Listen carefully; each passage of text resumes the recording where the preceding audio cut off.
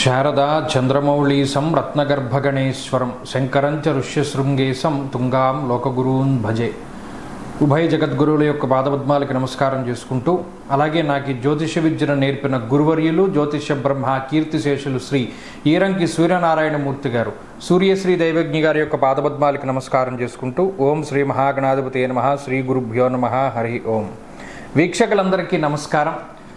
August మాసమందు ఏ విధమైనటువంటి గ్రహస్థితి ఉండబోతూ ఉన్నది, అలాగే ఆగస్టు నెలలో ఉండేటువంటి కుజగ్రహ మార్పు లేదా శనేశ్వరుని యొక్క వక్రగతి ఫలితము లేదా రవిగ్రహ మార్పు ఇత్యాది ఫలితాలు ద్వాదశ రాశుల మీద ఏ విధమైనటువంటి ప్రభావాన్ని చూపించబోతూ ఉన్నాయి, లేదా ఆ నెల రోజుల పాటు ఏ విధమైనటువంటి గ్రహస్థితి వల్ల ద్వాదశ రాశుల వారు ప్రభావాన్ని పొందబోతూ ఉన్నారు అనేటువంటి విషయాన్ని చాలా క్లుప్తంగా ఈ వీడియో ద్వారా తెలుసుకునేటువంటి ప్రయత్నం చేద్దాం.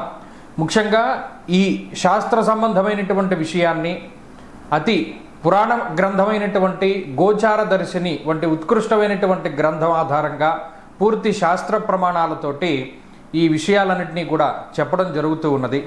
ముఖ్యంగా ఈ ఆగస్టు మాసంలో ఉండేటువంటి గ్రహస్థితిని గనక గమనిస్తే, ఆగస్టు 2వ తారీఖున ఉత్తరా నక్షత్రం 2వ పాదంలోకి శుక్రుని యొక్క సంచారము జరుగుతూ ఉన్నది. అనగా శుక్రుడు తన యొక్క నీచక్షేత్రమైనటువంటి కన్యలోకి ప్రవేశం చేస్తారు ఆగస్టు 2వ తారీఖు నుండి.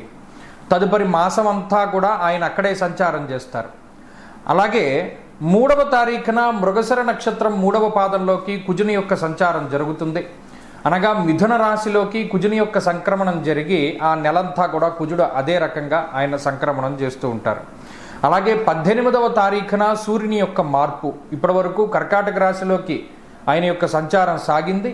18వ తారీఖున కర్కాటక సంక్రమణాన్ని వదిలిపెట్టి ఆయన సింహరాశిలోకి ఆయన యొక్క సంక్రమణాన్ని ప్రారంభం చేస్తారు. అంటే 18వ తారీఖు నుండి మాసం చివరి వరకు కూడా రవి యొక్క గమనము అనేటువంటిది సింహరాశిలోనే ఉంటుంది. ఆ తదుపరి మాసం చివరిలో 23వ తారీఖున మఖా నక్షత్రం 1వ పాదంలోకి బుధుని యొక్క సంచారం జరుగుతుంది. అంటే ఈ మాసంలో చాలా రోజుల పాటు కర్కాటక రాశి అందే సంక్రమణం చేసినటువంటి బుధ గ్రహము నెలాఖరులో 23వ తారీఖున సింహంలోకి మారతారు. అయితే ఈ మాసంలో గురుడి యొక్క స్థితిగతులన్నీ కూడా కర్కాటక రాశిలోనే ఆయన యొక్క సంక్రమణం సాగుతూ ఉన్నది కాబట్టి ఫలితాలన్నీ కూడా అక్కడి నుండి తీసుకుంటాం. అలాగే శనేశ్వరుని యొక్క స్థితి వక్రగతిలో ఉన్నది. ఆయన మీనరాశి యందు వక్రించి సంచారం చేస్తూ ఉన్నారు. ఆ ఫలితాలను దృష్టిలో పెట్టుకోవాలి. కుంభరాశి యందు రాహువు ఉన్నారు. అలాగే సింహమందు కేతుగ్రహం ఉన్నటువంటి పరిస్థితుల్లో ద్వాదశ రాశులపైన ఈ గ్రహస్థితి ఆగస్టు మాసమందు ఏ విధంగా ప్రభావాన్ని చూపించబోతూ ఉన్నది. మరీ ముఖ్యమైనటువంటి విషయం, ఆగస్టు మాసంలో మనకి అనగా భారతదేశానికి ప్రత్యేకించి కనబడేటువంటి గ్రహణములు కానీ లేదా మరి ఏ ఇతరమైనటువంటి దుర్నిమిత్తములు కూడా కనబడడం లేదు. కావున ఎటువంటి గ్రహణ నియమాలు కూడా మనం పాటించవలసినటువంటి అవసరం లేదు. ఈ విషయాలను కూడా మనం దృష్టిలో పెట్టుకోవాలి. ఇక ఫలితాల విషయాన్ని మనం చూద్దాం. మీనరాశి వారి యొక్క స్థితిగతులను పరిశీలనం చేస్తే, ఇక్కడ శనేశ్వరుని యొక్క వక్రగతి ఆగస్టు మాసంలో అర్ధాష్టమ కుజుడు, పంచమ స్థానస్థిత రవిగ్రహము, వ్యయస్థానమున ఉన్నటువంటి రాహువు, సరే ఇవి ప్రతికూలమైన గ్రహస్థితులు. 12లో ఉండే రాహువు, శనేశ్వరుని యొక్క వక్రగతి, చతుర్థ స్థాన కుజుడు, పంచమ స్థాన రవి. అంటే ఈ 4 చూడండి, అదేదో ఇందులోనో చెప్పినట్టు దుష్ట చతుష్టయం అంటారే, అలాగా 4 వైపుల నుండి 4 గ్రహాలు నలిపేటువంటి ప్రయత్నం చేస్తారు.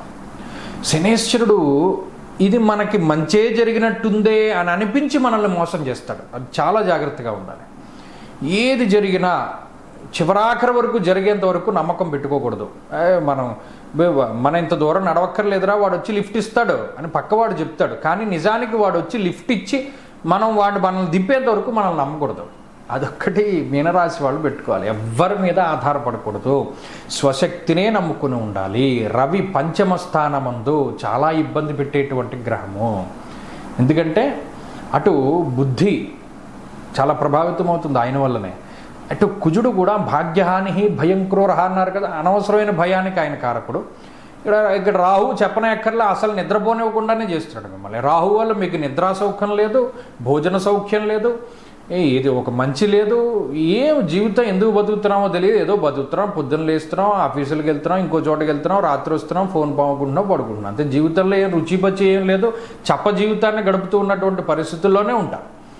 అంటే మరి ఎలా వస్తుంది ఈ రుచి? అటు గురుడు కొంత ఉపయోగకారి. ఇప్పటివరకు మీకు కుజుడు యోగించారు కాబట్టి అది కొంత మంచిది. ఇప్పుడు గురుడు యోగిస్తూ ఉండడం కూడా మీ అదృష్టం. తద్వారా ఆర్థిక సంబంధమైనటువంటి ఇబ్బందులు రావు ఈ మాసంలో. అంటే ఉద్యోగాలు పోవడం కానీ, మీ వృత్తి జీవనాధారం దెబ్బతినడం కానీ ఇటువంటివి ఏమీ జరగదు. అనారోగ్య సమస్యలు ఈ ఒక్క పాయింట్ కూడా మనం ఆలోచించాలి. ఆర్థిక పరిస్థితులు కాకుండా అనారోగ్య సమస్యలు ఏమైనా కొంత ఇబ్బంది పెట్టచ్చు, కొన్ని భయపెట్టచ్చు.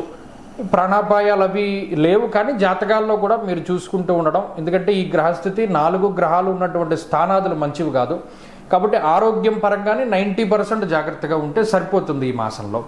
ఏమంటే అంత మాట అన్నారు అంటే, ఎందుకంటే ఇక్కడ 1, 12, 4, 5 స్థానాల్లో ఉన్నటువంటి గ్రహాలు అటు మానసికంగాను శారీరకంగాను చాలా ఇబ్బంది పెడతాయి. కాబట్టి ఒకంత ఆరోగ్యం జాగ్రత్తగా చూసుకుంటూ ఉండడం మంచిది. రెండవది ఏంటి అంటే, ఎప్పుడు కూడా సెకండ్ ఒపీనియన్ కావాలి. ఇందాక చెప్పినట్టు ఎవరిని ముందుగా నమ్మకూడదు, దేన్ని గుడ్డుగా నమ్మకూడదు. ఇటువంటివి మనం ప్రణాళికాబద్ధంగా ముందుకు వెళుతూ ఉంటే అప్పుడు మీనరాశి వారి యొక్క స్థితిగతులు మెరుగుపడుతూ ఉంటాయి. క్రమం తప్పకుండా భగవద్ దర్శనం చేసుకుంటూ ఉండాలి. ప్రతి శనివారం నాడు కానీ, సోమవారం నాడు కానీ ఏదైనా శివాలయానికి కానీ, విష్ణు ఆలయానికి కానీ వెళ్ళి మీకు వచ్చిన స్తోత్రాలన్నీ చదివి దీపం పెట్టుకుంటూ ఉండడం, లేదా ఏదైనా ఇంకా విశేషమైనటువంటి సేవా కార్యక్రమాలు అవి చేస్తూ ఉండడం, గురువుల యొక్క సందర్శనం చేస్తూ ఉండడము, పడుకున్నప్పుడు లేచినప్పుడు స్తోత్ర పారాయణ చేస్తూ ఉండడము, అలాగే ఆరుద్ర నక్షత్రం రోజున విశేషమైన అభిషేకం చేసుకుంటూ ఉండడము, రుద్రాక్ష ధారణ చేస్తూ ఉండడము, ఇటువంటి వాటిని చేస్తూ ఉంటే కూడా మీనరాశి వారి యొక్క స్థితిగతులు మెరుగ్గా ఉంటాయి.